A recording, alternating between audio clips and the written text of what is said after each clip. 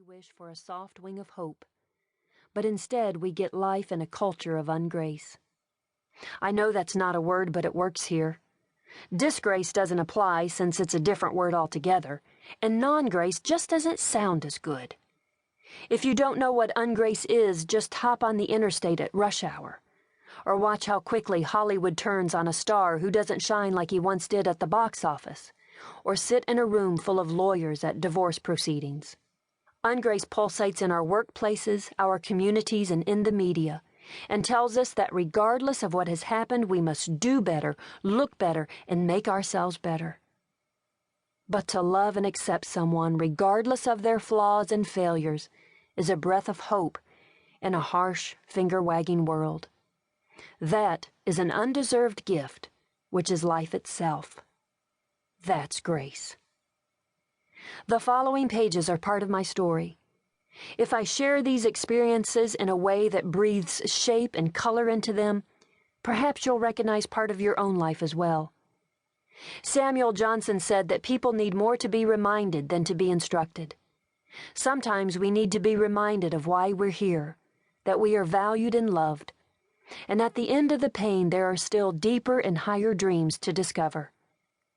This is the story of how I finally figured that out. Chapter 1. Lord, I suffer much.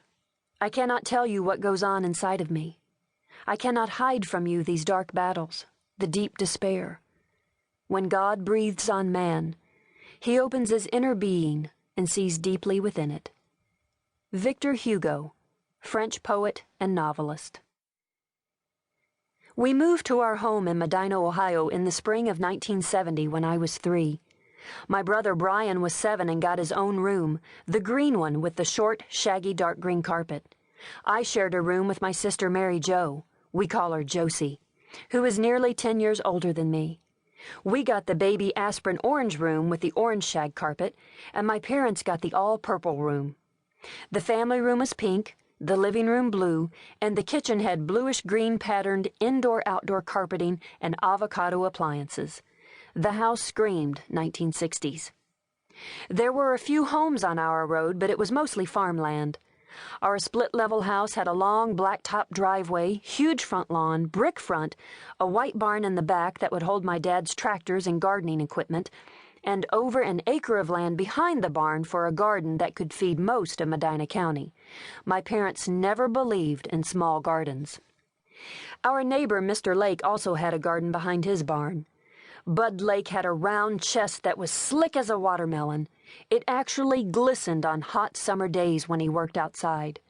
When we met Mr. Lake for the first time, I whispered to my mother, "That man doesn't have any hair on his chest."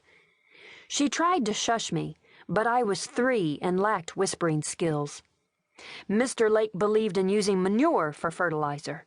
He'd haul in a huge load from somewhere and let it percolate inside his barn before he used it.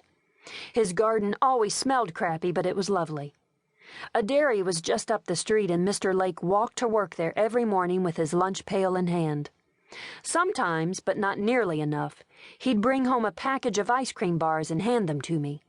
Life couldn't get any better than on those free ice cream bar days. One morning, as I played in the driveway, I was talking to myself, weaving together an outlandish tale full of colorful characters, intrigue, and drama. I froze when I saw Mr. Lake peering from behind one of his trees, listening to me. "Go on," he said. "I can't wait to hear what happens." Stage fright hit me, and I couldn't utter another word. I ran toward our garage door and heard Mr. Lake laughing from his yard. Across the road was a pasture full of cows for the dairy, and right next to us was an old farmhouse where our other neighbors lived. For the sake of this story, I'll just call them the Taylors. Theirs was not a charming farmhouse in any way. The exterior hadn't been painted in years, and what was left of the old paint fell like curly white pencil shavings around the house. A distinct odor of aged, rotting wood, cigarettes, and filth met you before stepping onto the porch. My mother was and is a no-nonsense woman. She and my father both grew up in East Tennessee working on farms that fed 15 children in my father's family and 5 in my mother's. My dad's oldest sibling, my Aunt Stella, was born the same